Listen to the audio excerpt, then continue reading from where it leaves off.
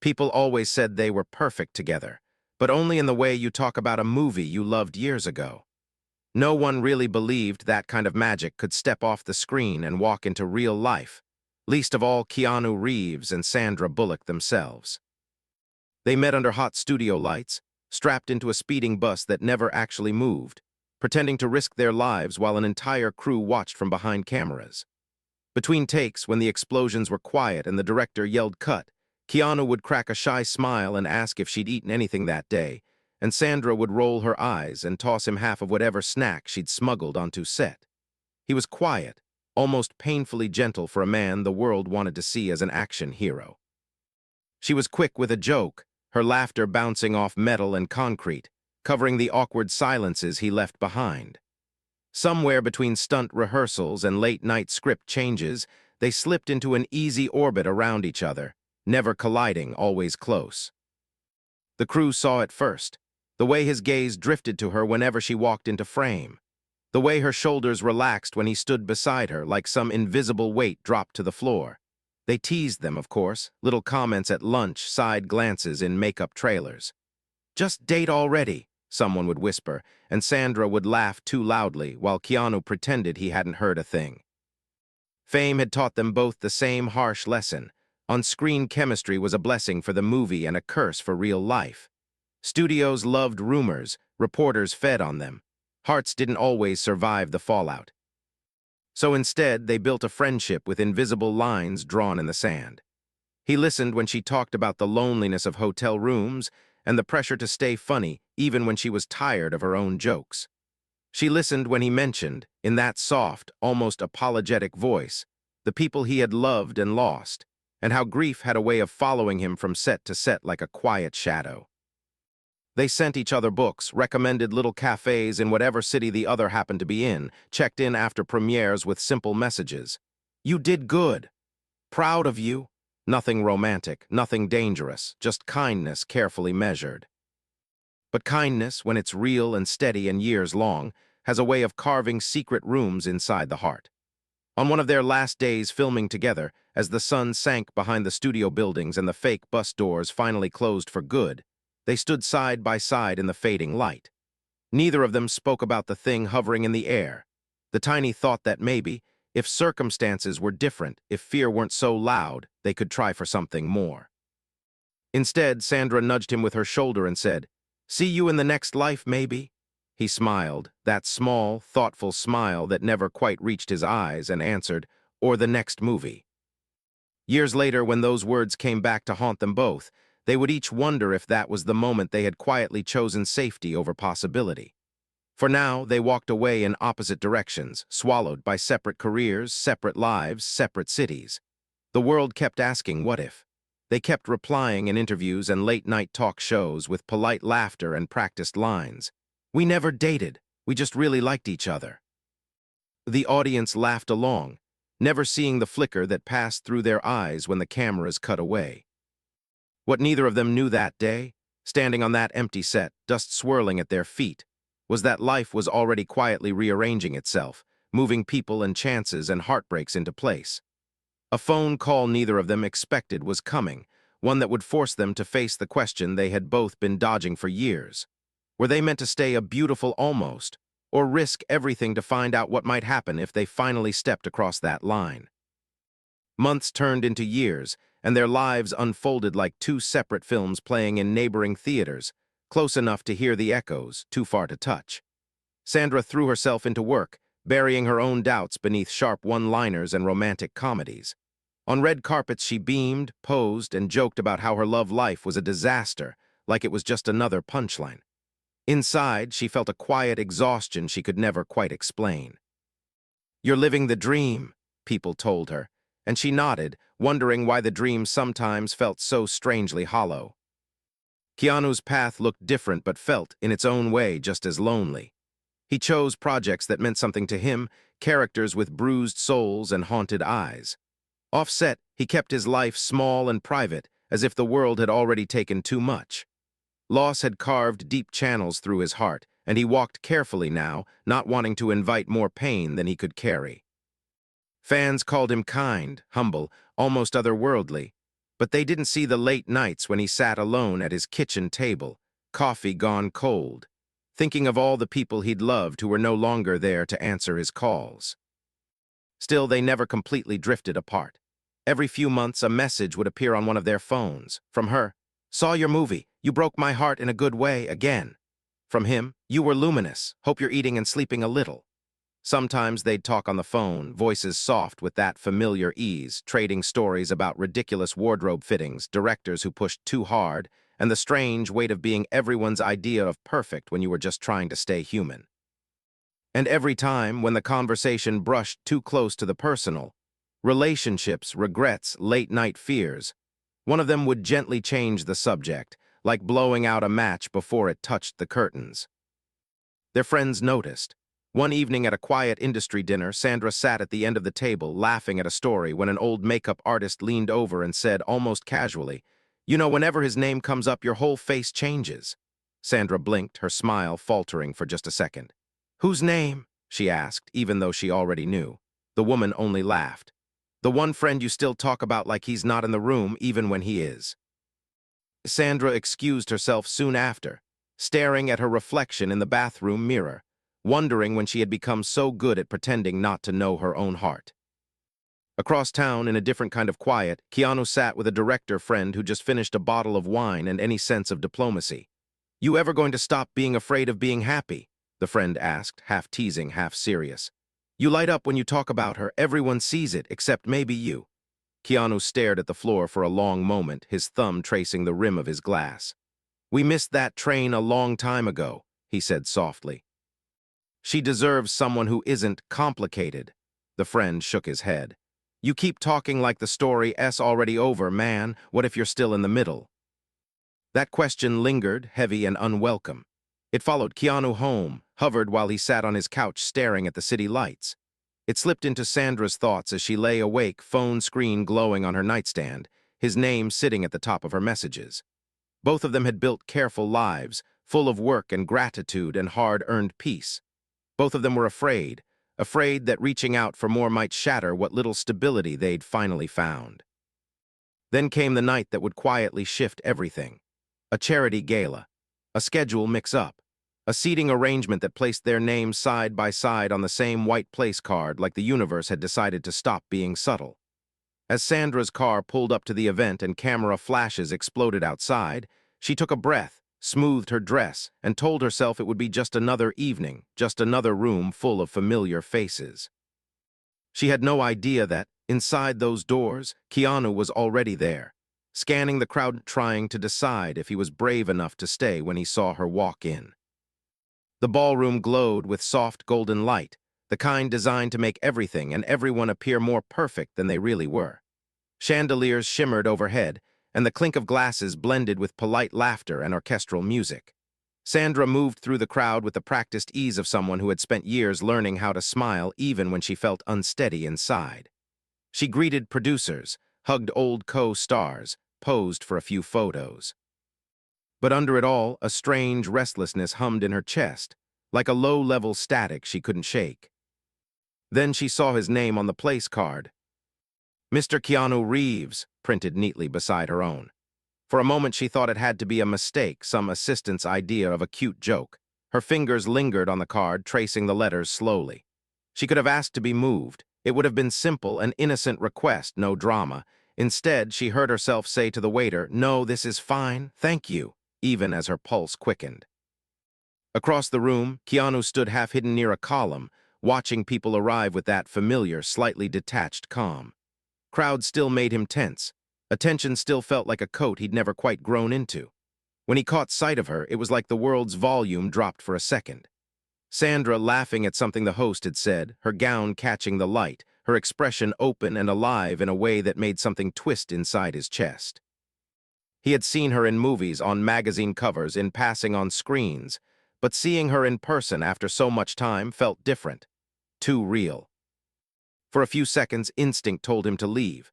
It whispered that he had done enough damage to the people he cared about just by existing, that showing up in her life again in any deeper way would be selfish. But then she turned, saw him, and their eyes met across the crowded room. Her smile froze, then softened into something smaller, more honest. She lifted a hand in a hesitant wave. He felt his own mouth curve in response, a gentle, surprised smile he didn't have time to control. Dinner blurred into a series of almosts, almost reaching for the same bread basket, almost speaking at the same time, almost confessing how strange it felt to be sitting side by side again, dressed up and polite, while time pressed in around them like a third guest at the table. They talked about safe things at first, films, mutual friends, the absurdity of award season. But beneath the casual conversation, something older and deeper kept surfacing, like a current pulling at their feet under still water. At one point, the host leaned over and joked, "You two ever going to make another movie together, or are you just going to keep torturing audiences with what-ifs?" The table laughed. Sandra felt heat creep up her neck, but before she could deflect with a joke, Keanu answered softly, "I'd like that. Working with her again, I mean." His voice was steady, but his hand, resting on his napkin, tightened slightly. She glanced at him, caught the flicker in his eyes that said he wasn't only talking about work. Later, when the speeches dragged on and the room grew louder, they found themselves leaning closer just to hear each other. Sandra told him about a child she'd met through the charity, how the girl had looked at her not as a star, but as a person, and how humbling that had been. He talked about riding the subway and how anonymity, on the rare days he had it, felt like a small miracle. They shared stories of awkward fan encounters, of aging in an industry obsessed with youth, of the quiet fears that crept in late at night when the applause was gone. It was during one of those softer moments when their shoulders brushed and neither of them moved away that Sandra noticed the tiredness in his eyes, the kind that went beyond long work hours. She lowered her voice. "You okay?" she asked. No red carpet brightness, no performance, just 3 simple words heavy with years of friendship. He hesitated, looking down at his hands. "Some days are quieter than others," he said, "but I'm still here, still trying to be grateful." The honesty in his tone made her throat tighten. He wasn't telling her everything, she knew that, but he was letting her peek past the walls again just a little. Before she could respond, the lights dimmed further and the auction began, the room bursting into bidding wars and laughter. The moment slipped away, swallowed by noise and movement. Yet something fundamental had shifted between them, an unspoken agreement that this wasn't just another passing reunion. When the event finally ended and people began to drift toward the exits, Sandra stepped out onto the terrace to catch her breath. Cool night air washed over her, carrying the distant hum of the city. She closed her eyes for a second, trying to sort through the mix of nostalgia, longing, and fear swirling inside her. Footsteps sounded softly behind her. She didn't have to turn around to know who it was. "Sneaking out?" Keanu's voice was gentle, edged with a tentative warmth. She opened her eyes, heart pounding, realizing that whatever she said next might change the shape of her life and his, forever. "I needed air," she answered, trying to sound casual and not like she was standing on the edge of some invisible cliff. "Too much glitter in there. It messes with my oxygen levels." Her attempt at humor made him smile, that familiar, quiet smile that had always felt like a secret shared just between them. They stood side by side for a moment, leaning on the terrace railing, watching the traffic slide by below like streams of red and white light. From up here, the city seemed almost peaceful. Sandra could feel his presence like a steady warmth at her shoulder. It had been years, but her body remembered this ease, this unspoken comfort. And that, more than anything, scared her. "You look happy," he said eventually, careful with the word, as if he didn't want to impose any meaning on her life she hadn't chosen. She let out a soft breath. "Some days I am," she admitted. "Some days I'm just busy enough not to notice when I'm not." She glanced at him from the corner of her eye. "You." He considered the question for longer than most people would have. "I'm grateful," he said slowly, "for the work, for the people who are still here, for being able to wake up and try again. Happy feels complicated, but I'm trying not to run from it anymore." There was a rawness in his honesty that made her chest ache. "Since when?" she asked, genuinely curious. He folded his arms, looking out at the city lights. "Since I realized I've spent a lot of my life bracing for impact, expecting loss, expecting things to fall apart. At some point you have to decide if you're going to keep living like the worst-case scenario is already written or if you're willing to risk a little hope." The words hung in the cool night air, heavier than either of them expected. Sandra swallowed, her throat suddenly tight. Hope can be expensive, she murmured. It doesn't always refund you when things go wrong. She thought of relationships that had crumbled under paparazzi flashes, of tabloid headlines that turned private heartbreak into public spectacle. She thought of how hard she had worked to build a safe home for herself after the storms had passed. He turned his head, studying her with quiet intensity. Maybe not, he said, but I keep wondering what if the cost of not hoping is worse. For a heartbeat, the world seemed to narrow to the space between them. The distant music from the ballroom faded, the city's hum softened. There was just his gaze, steady and vulnerable, and the sound of her own racing heartbeat. Something broke loose inside her. Years of careful distance, of laughing off questions and swallowing truths, rose up all at once. Do you ever regret it? She asked suddenly. Us, I mean not us because we were never, you know, but not trying, back then. The words tumbled out clumsily, stripped of their usual armor. He didn't look away. Every time someone asks if we ever dated, he said quietly. Every time I say no, every time I see your face on a screen and think, we were so young, we thought we had all the time in the world. His voice didn't tremble, but something inside it did. I told myself it was better this way, that you deserved someone who wasn't carrying a storm around inside them. He paused. But yes, I regret not being braver. Her breath caught. The honesty of it, the gentleness with which he admitted it, hit her harder than any dramatic declaration could have. For years, she had told herself a different story, that he hadn't been interested, that it had all been in her head, that life simply moved on. Protecting herself had meant pretending the what-ifs didn't matter. Hearing him say he regretted not trying cracked that illusion clean in half. I was scared too, she confessed, her voice barely above a whisper. Scared of ruining the best friendship I'd ever had, scared of giving the world something else to gossip about, scared that if it didn't work I'd lose you completely, so I made it a joke. We never dated. We just really liked each other. It was safer that way. A small, sad smile touched her lips. Safe doesn't always mean right though, does it? No, he said softly, it doesn't. The silence that followed wasn't empty. It pulsed with years of unspoken feelings, of choices made out of fear rather than faith. Finally, Sandra let out a shaky laugh. Listen to us, she said. Two allegedly successful adults standing on a balcony, confessing we were cowards. He chuckled quietly. Maybe we were just careful, he offered. We did the best we could with who we were back then. Who are we now? She asked, half serious, half teasing. He didn't answer right away. When he did, his words were simple. Two people who might not have forever to keep wondering. Before she could respond, the terrace door swung open. An assistant stepped out, calling her name, reminding her of a photo she'd promised to take. The spell shattered. She straightened her shoulders, slipping her public smile back into place. I have to go finish being Sandra Bullock for a bit, she said lightly. You know how it is. He nodded, but his eyes held hers for a beat longer. Can we talk again? Properly, not at a gala. There was a quiet urgency in his tone, the kind that comes from someone who has finally decided they're done running from their own heart. She hesitated only a second. Call me, she said.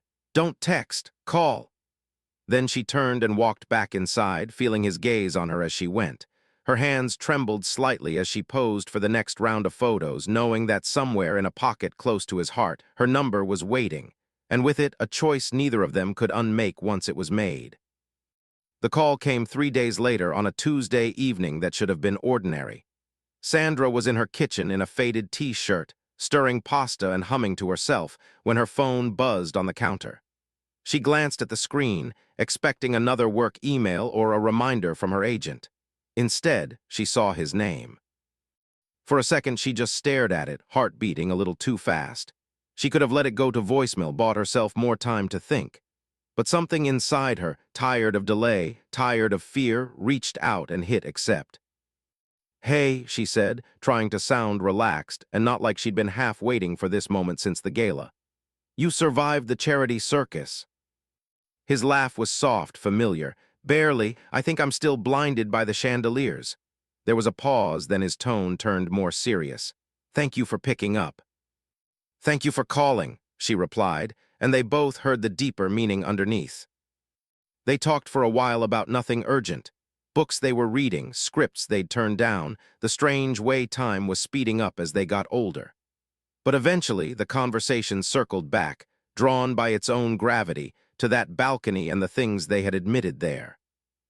"I've been thinking a lot," he said, the quiet strain in his voice betraying how much this cost him. "About what you said, about us being cowards or careful, or whatever word we decided on." She smiled faintly, leaning against the counter, the pasta forgotten. "Me too," she admitted. "It's been like having a song stuck in my head that I can't turn off." She hesitated, then added, "I don't want to spend the rest of my life wondering if we missed something we were actually meant to live." Silence hummed between them, not empty, charged. "Me neither," he said at last. "But I also don't want to drag you into something messy. My life isn't simple. It never really has been." "Neither is mine," she countered gently. "We're not 25 anymore, Keanu. No one gets to this age without a little mess." She walked to the window, staring out at the darkening sky. "Maybe we stop pretending we need it to be clean and easy before we're allowed to try." He exhaled, a sound full of conflict and hope. "What would trying even look like?" he asked, the honesty in his question disarming. "Dinners without cameras, actually showing up for each other when things get hard, not just sending a 'you did good' text. Letting people think whatever they're going to think and choosing each other anyway." Her heart thudded at the quiet courage in his words. "That sounds a lot like a real relationship," she said softly. "The terrifying, beautiful kind." "Do you think we could survive it?" he asked, and she heard the fear behind the question, not of scandal, but of loss. He had buried enough dreams already. She took a breath. "I think we already survived the worst part," she said. "All those years of pretending we didn't care as much as we did." There was a quiver in her voice now, but she didn't hide it. "If this blows up, if it doesn't work, we'll grieve, we'll hurt, but at least we won't be haunted by what if anymore." Another silence then. "Would you meet me? Somewhere quiet, no press, just us." Her answer came without hesitation. "Yes, tell me when and where." They chose a small coastal town, the kind of off-season place where no one expected to see movie stars and, more importantly, no one particularly cared. She arrived first, the salty air tangling her hair as she walked along the nearly empty beach, nerves buzzing. This wasn't a set. There was no script, no director, no safety net of cut if things went wrong. When he appeared at the top of the dune, hands in his pockets, wind tugging at his hair, she felt an odd mix of déjà vu and brand new terror. He looked like himself, simple, unpolished, a little uncertain. They met halfway, the sea roaring softly behind them. "Hi," he said, almost shy. "Hi," she echoed, her throat a little too tight for anything more clever.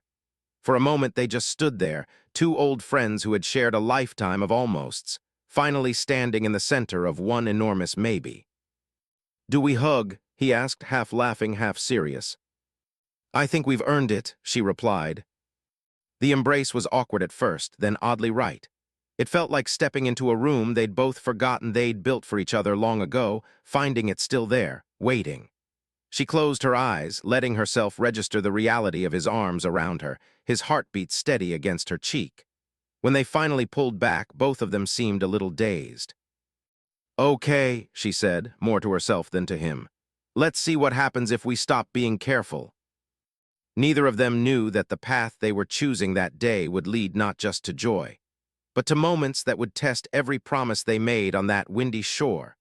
Moments that would force them to decide whether love, in its most ordinary, unglamorous form, was worth fighting for after all. What began on that quiet beach didn't crash into their lives with fireworks. It slipped in gently, like a tide rising inch by inch. At first it was simple. Long walks where they talked about everything they had never dared to say, shared meals cooked in borrowed kitchens, movie nights where they chose obscure foreign films just to avoid seeing younger versions of themselves on screen. They laughed a lot. They argued sometimes, too, about schedules, about boundaries with the press, about the fear that still lurked in both of them, whispering worst-case scenarios. They decided early on that whatever this was, it had to be real or it wasn't worth doing. That meant honesty, even when it stung. When Sandra's instinct to make everything a joke kicked in, he gently called her on it. "You don't have to be on with me," he'd say. "You're enough when you're quiet." When Keanu retreated into himself on darker days, she didn't let him disappear. She showed up on his doorstep with soup and bad movies. sitting beside him in silence when words were too heavy, reminding him that love didn't need him to be unbroken to stay.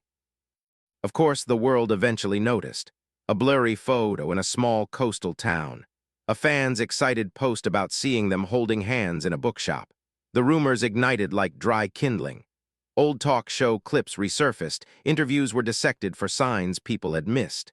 Headlines buzzed with the same question, are they finally together? For the first time, neither of them laughed it off. In a quiet sit-down interview months later, when a respectful journalist asked about the photos, Sandra glanced at Keanu, seeking and offering silent permission in the same breath. He nodded slightly. She turned back to the camera, eyes clear. "We've been friends for a very long time," she said. "We care about each other a lot, and at some point you realize life doesn't hand out unlimited chances. So yes, we're seeing what happens when we stop being afraid of what other people think." It wasn't a tabloid-ready confession. It was better, grounded, honest, unflashy. The room felt quieter after she said it, as if everyone present understood the risk she'd just taken. Back home, away from the noise, their relationship deepened in ways no camera could capture. He fixed things around her house without being asked, squeaky doors, wobbly shelves, little irritations she'd learned to live with. She left notes in his books, small reminders that he was loved on pages filled with other people's words. They celebrated wins together and mourned losses not as separate people calling to check in, but as a unit, present in the same room, holding the same weight. There were fights, too. One night after a particularly invasive paparazzi incident, she snapped, the old fear flooding back. "This is exactly what I was afraid of," she said, anger and hurt tangled in her voice. "I finally built something peaceful, and now they're camped outside my life again." He listened, jaw tight, guilt flickering in his eyes. "If you want out," he said quietly, "I'll understand. I don't want to be the reason you lose your peace." The words cut her more deeply than the cameras ever could. For a long moment, neither spoke. Then she shook her head, tears brightening her eyes. "That's the old story talking," she said. "The one where we're not allowed to want things because the world might react badly. I'm tired of that story." She stepped closer, placing a hand on his chest. "I'm angry at them, not at you, and I'm scared because this matters, but leaving you isn't how I protect myself anymore." He covered her hand with his, the relief in his expression almost painful. "Then we'll learn new ways," he said, "together." Time, in its quiet, relentless way, kept moving. They grew older. Careers shifted. Priorities changed. But something in both of them softened and steadied. They learned how to argue without cruelty, how to apologize without pride, how to say "I'm scared" out loud without it being mistaken for "I want to run." They became each other's ordinary, brushing teeth side by side, grocery shopping, disagreeing over which lamp to buy. The kind of ordinary both of them had secretly longed for while standing on countless red carpets. The decision to marry didn't come as a dramatic one-knee proposal in front of cameras. It came one evening while they were sitting on his balcony, feet propped up, watching the sun slide down behind the city. They had just weathered a hard season, illness in her family, a demanding shoot for him, exhaustion pressing on them from all sides. Yet there they were, still reaching for each other's hands at the end of the day. "Do you ever think about making this official?" he asked, almost cautiously, like the word itself might spook her. She didn't look away from the sky. "I used to think marriage was a promise the world was too loud to keep," she said slowly. "But with you, it feels like something quieter, less about the dress, more about the decision." She turned to him then, eyes soft. "Yeah, I think about it." He took a breath, the weight of his past, his losses, his fears all crowding the moment. "I don't know how long I get," he said. "None of us do, but whatever time I have, I want to spend it choosing you, every day, even on the hardest ones, especially on the hardest ones." His voice roughened. "Will you marry me, Sandra?" There was no dramatic pause, no theatrical gasp. Just a woman who had spent a lifetime learning to be brave in front of strangers, finally choosing to be brave for herself. Tears slipped down her cheeks as she nodded. "Yes," she whispered. "Let's stop almost loving each other and just love each other." The wedding wasn't a spectacle. It was small, surrounded by people who knew them as humans first and legends second. There were flowers, soft music, sunlight filtering through trees. When she walked toward him, dressed simple but radiant, he looked at her like a man who had finally stopped running from the good he'd been offered. When they spoke their vows, they didn't promise perfection. They promised presence, kindness, patience, the courage to stay when things were messy, the humility to admit when they were wrong, the resilience to begin again, as many times as it took. Somewhere out in the world, headlines spun their own version of the story, calling it shocking, unexpected, a dream come true for fans. But the people who mattered knew the truth. This wasn't a fairy tale that sprang up overnight. It was a love story decades in the making, built quietly from tenderness and regret, from missed chances and second courage. And as they stepped away from the altar, fingers intertwined, the noise of the world faded for a moment.